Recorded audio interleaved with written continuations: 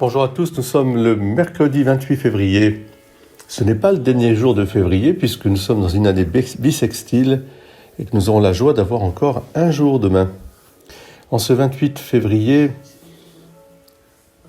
ce mercredi, la liturgie nous demande de contempler dans la lumière de la transfiguration le mystère de la rédemption, le mystère du sacrifice, de l'Holocauste, du Christ, de l'agneau de Dieu. Ce sont les sens des paroles de Jérémie déjà. Mes ennemis ont dit « Allons, montons un complot contre Jérémie. La loi ne va pas disparaître par manque de prêtres, ni le conseil par manque de sages, ni la parole par manque de prophètes. Allons, attaquons-le par notre langue, ne faisons pas attention à toutes ces paroles. »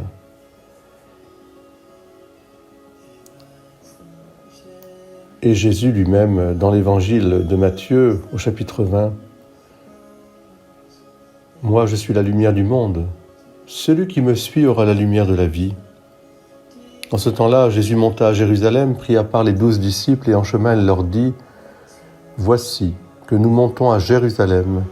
Le Fils de l'homme sera livré aux grands prêtres et aux scribes, et ils le condamneront à mort. Et le livreront aux nations païennes, pour qu'elles se moquent de lui, le flagellent et le crucifient.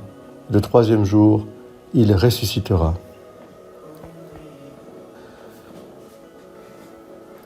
Voici que nous montons à Jérusalem, nous aussi, pendant ce carême. Jérusalem, cité de la paix, cité de Dieu.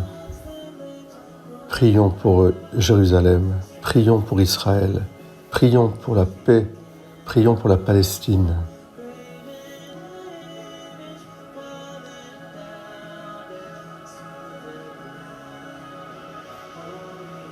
Le témoignage chrétien était un témoignage marqué par le sacrifice de nos vies pour que d'autres aient la vie. Par le témoignage goutte à goutte de notre vie pour que nous puissions la donner, pour que d'autres vraiment aient la vie. Passant outre les condamnations, les moqueries et les autres vexations que nous pouvons entendre parce que nous sommes chrétiens, dans ce monde qui est un monde entrecroisé par le mensonge, la zizanie, la violence, et monde soulevé aussi par tant de générosité, de don de soi et de persévérance dans l'amour. Nous croyons que notre devoir est de témoigner du Christ Jésus, Sauveur du monde. Dieu a tant aimé le monde qu'il a donné son propre Fils pour que, par lui, le monde soit sauvé.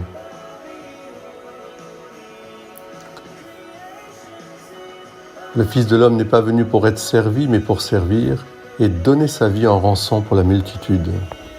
Amen.